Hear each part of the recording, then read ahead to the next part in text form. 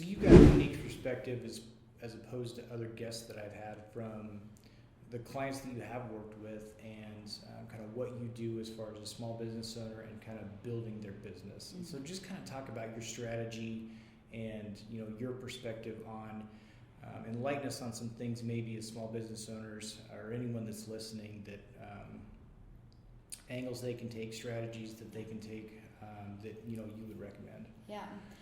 So coming into building my own business and like as a marketer who knows how to market a business and drive results and things like that, I kind of naively came into my own business thinking that I had like the upper hand because I know how to play the game.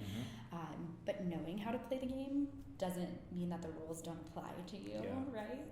Yeah. And so there's kind of two things that small businesses need in order to grow their business, right? It's influence or income. You have to have one of those two things in order to do marketing so that you can actually drive leads and make, have them convert and make sales.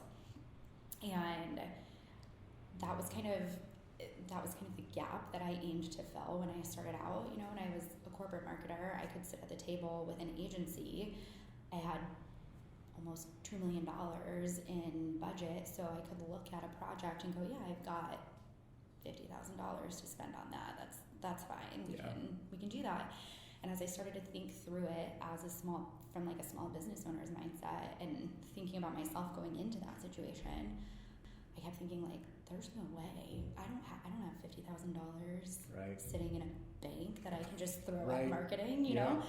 And so I kept thinking like, how am I going to do this? And so that's where like my mission and kind of like what started driving me really came from, is because I kept sitting there thinking like, this is why small businesses are at a disadvantage, right? You don't get to come to an agency with a big business budget. You have to come with, maybe the $2,000 that feels like a lot of money to you. Yeah. And then you've got an agency tell you that's not enough. That's like a drop in the bucket to work with them. And so you're sort of stuck figuring it out yourself. Yep. And so a lot of small business owners, their first stop is social media. And they go, well, it's free. So that's what I'm going to do. But social media is like the hardest way to market your business as a small business owner. You're fighting against algorithms that reward people with big budgets. And if you don't spend the money, you've got to focus on content creation.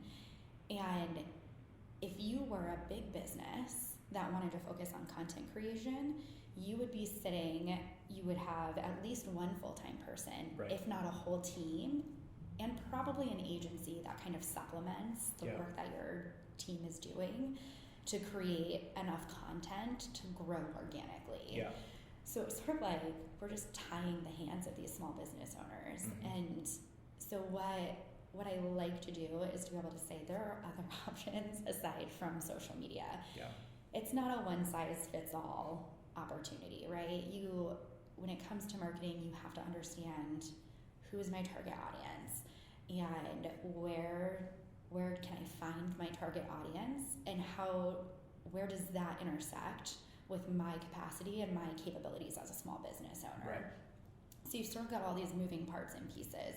And my goal is to kind of help people bring them together to say, so that's what I try to do on my podcast. I focus on the access. Here's the marketing strategy, and here's what it should be doing for your small business. There's all of these other things outside of social media. There's Google My Business. There's Pinterest, which is actually more like a search engine versus a social media platform. You have email marketing. You have all these ways, referrals, that you can get leads for your business, and you can create awareness and help drive growth.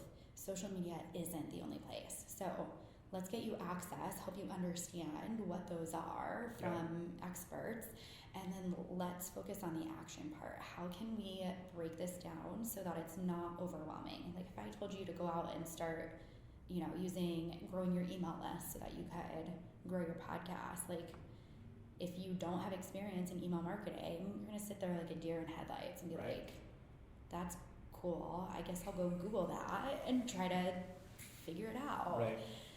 And so really kind of breaking it down and helping streamline that and say, like, focus on these first few steps. Like, we're just going to put our blinders on and focus on these 2 steps, and then we'll worry about growing it and adding on the next big thing, There's a lot of different ways to grow an email list. Mm-hmm. I mean, and you can be overwhelmed with options where someone like you can give advice, okay, these are the steps that you need to take. Yeah. And really so focusing on and helping people understand, like, marketing should be a business strategy for you,